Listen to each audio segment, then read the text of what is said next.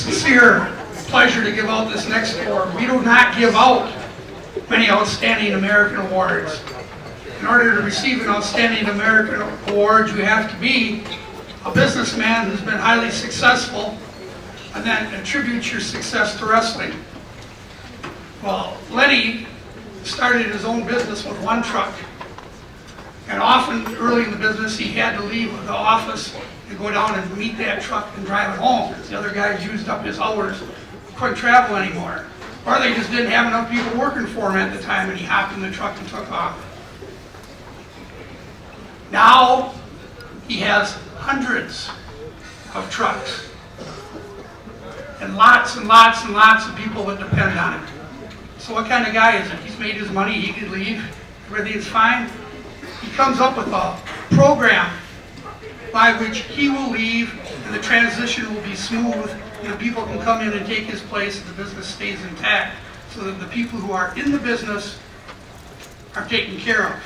It's not all about Lennie, it's all about the family. You saw that same family when he was working with Stan. He admired how Stan treated those kids and he picked it up and put it into his business. The other thing he learned with those kids is that they were able to accomplish way more than they thought they could.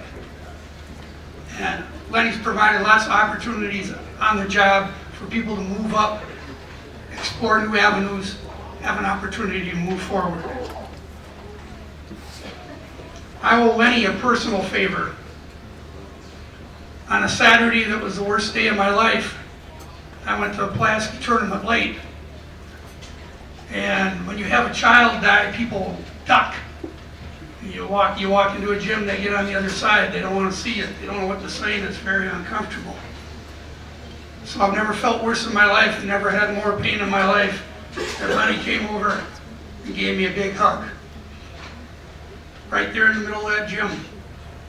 He said, "You know, Keith, I had a son that died too. I know what you're going through, and you can count on me, and I'll be there." And I count on him, and he is there. And not just for me, for lots and lots and lots of people. He is totally selfless. He is a leader and a winner in every aspect of life. I'm proud to know him.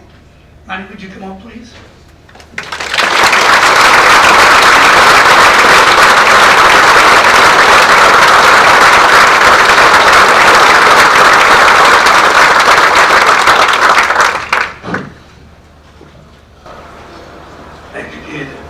Thank you, Keith. First of all, if I had known I could be up here more than 5 minutes, I would have actually prepared something. Although I wouldn't have wanted to miss a minute of anything that got said before today. Keith kind of shot apart part of what I planned to say. And I'll try to get through it anyway because most of it will help.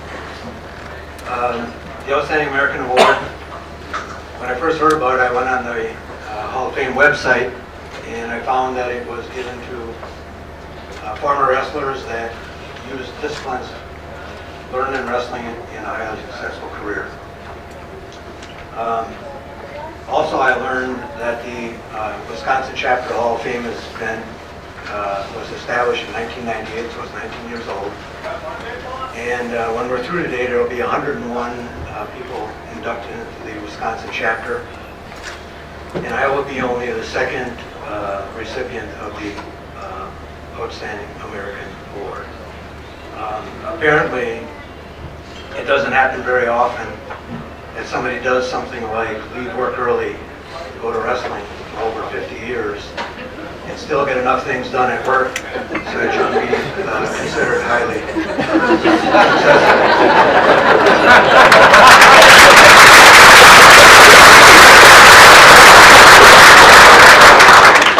I want to talk about some things that I learned in wrestling in the second half of my life that I was able to use to help those things get done at work. I'm more than 68 years old, so when I turned 34, I had just finished my 15th consecutive year of volunteering to help with wrestling practice at a few different schools in the area, high schools in the area. And I was thinking about quitting or at least reducing my involvement for a lot of reasons. And before the next season, one of my best friends, greatest friends, Kyle Barnes, asked me to be his assistant coach at West Pier. And I was with Kyle for 3 years at West Pier, and during that time I was able to renew my interest and desire to be around wrestling as much as I could. And I also began to learn that there was a whole bunch more to coaching wrestling than what I thought or knew. After the 3rd year, I was offered and I accepted the assistant coaching job at Denmark. And somehow that just became 33 years ago. I don't know how else to explain this, but when I came to Denmark, I was still operating in more of a competitive mode than a mentoring or coaching. I had a tendency to deal with difficult things with either procrastination or emotion. Now the greatest thing for me being at Denmark is I got to spend 29 years in San Jose.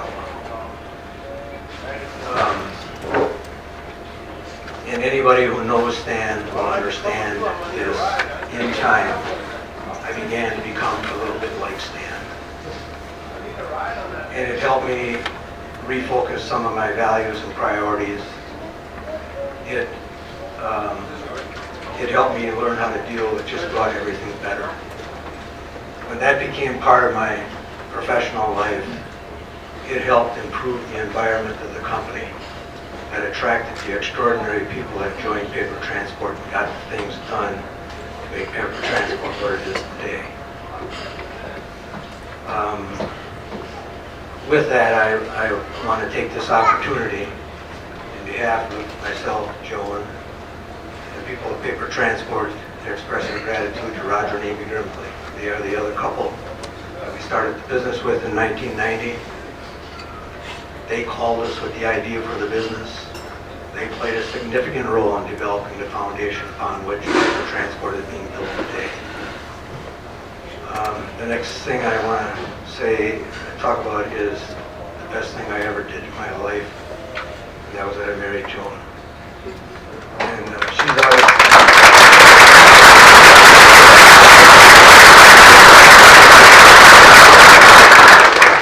she has always made me feel that she did the same thing in 48 days, a little bit ahead of Marty over here. We were going to observe our 50th wedding anniversary. Without her support, encouragement, and a bunch of other things like patience, tolerance, probably all of the primary virtues, we would be doing something very different today.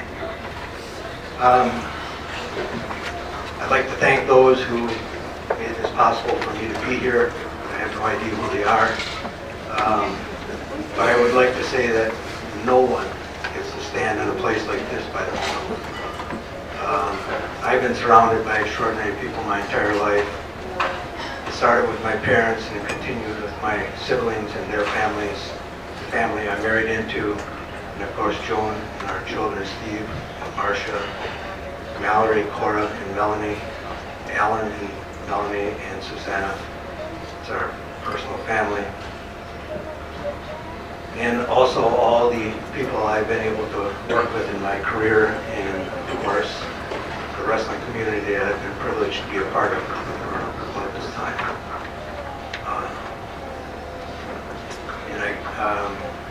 I guess finally I'd like to thank my brother John for doing all the running around to get everybody here.